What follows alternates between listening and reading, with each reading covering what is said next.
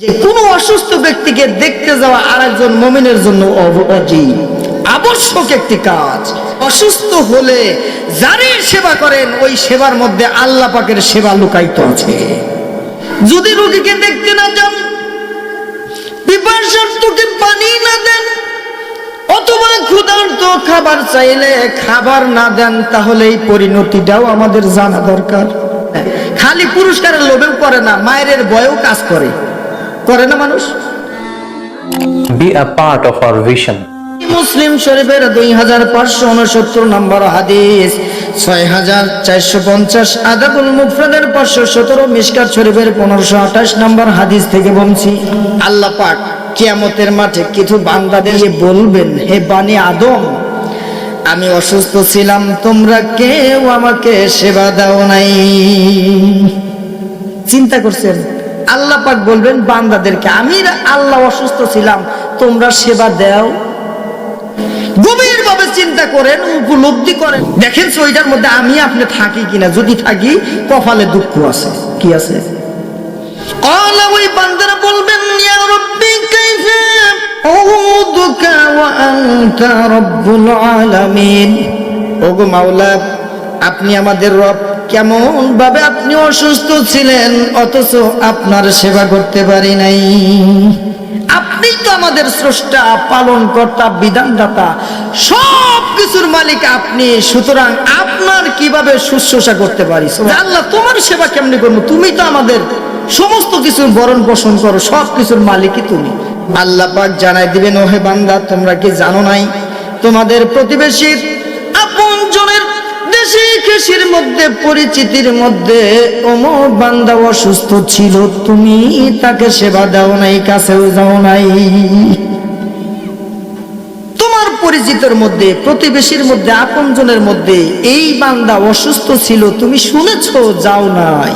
আল্লাহ পাক বলবেন, ওহে বান্দা, ওই বান্দাকে যদি তুমি একটু সেবা করতে, তাদের পাশে দাঁড়াইতে, তার ব্যাপারে একটু রক্ষণাবেক্ষণ করতে, তাহলে ওই জায়গায় আমি আল্লাহকে সেবাদানের সব পাওয়া যাইতে। তাহলে অসুস্থ হলে যারই সেবা করেন ওই সেবার মধ্যে আল্লাহ পাকের সেবা লুকায়িত আছে। সুবহানাল্লাহ। এরপরে আল্লাহ পাক আরো কিছু বান্দাদেরকে বলবেন, ইবনে আদম ইসতাতামতুকা ফালান তুতঈমনি। আমি ক্ষুধার্ত ছিলাম, তোমরা আমাকে ক্ষুধা নিবারণ করাও নাই। আমি ক্ষুধার্ত ছিলাম, খাবার দাও নাই। ওই বান্দারা পূর্বের বান্দাদের মতোই উত্তর দেবে, আল্লাহ তুমি তো আমাদের রব, প্রতিপালক, সব কিছু তোমার থেকে আমরাই পেয়েছি, কিভাবে তোমাকে খাওয়াতে পারি? তুমি আমাদের রব, তোমাকে কিভাবে আমরা খাওয়াবো, অথচ তুমি আমাদের রিজিক দাতা। সুবহানাল্লাহ।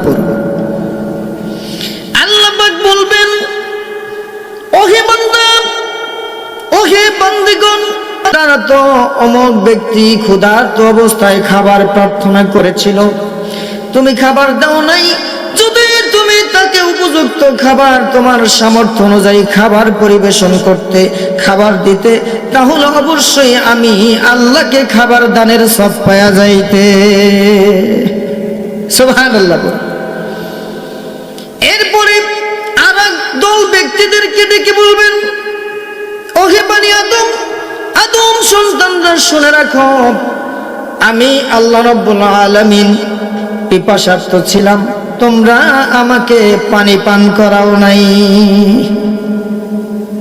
বান্দারা ওই রকম আগের ব্যক্তিদের মতো বলবে, আল্লাহ আনতা রাব্বুল আলামিন, তুমি তো আমাদের রব, তুমি রিজিক দাতা, পালন কর্তা, সব কিছু তোমার থেকে পাই, আর তোমার থেকে পাওয়া জিনিসই তো আমরা খাই। আমরা কোন দিকে যাই, তোমাকে কেমনে আমরা পানি পান করাতে পারি? আল্লাহ পাক ওইখানেও বলবেন, ওহে বান্দারা, তোমার কাছে পিপাসার্ত একজন ব্যক্তি, একটা প্রাণী বা অমুক ব্যক্তিরা পানি পানের জন্য তোমার কাছে কিছু পানি প্রার্থনা করেছিল, তুমি দাও নাই। যদি তুমি তাদেরকে, পিপাসার্তদেরকে পানি পান করাতে, তাহলে আমি আল্লাহকেই সেখানে পাওয়া যাইতে। সুবহানাল্লাহ বলেন। তাহলে বোঝা যায় পিপাসার্তকে পানি দেওয়া, অসুস্থকে সেবা দান করার, ক্ষুধার্তকে খাদ্য দেওয়া, যেন আল্লাহকেই এই খাদ্যগুলো দেওয়ার নামান্তর। আমরা কি আল্লাহকে এই সমস্ত প্রশ্নের উত্তর দিতে প্রস্তুত আছি কিনা?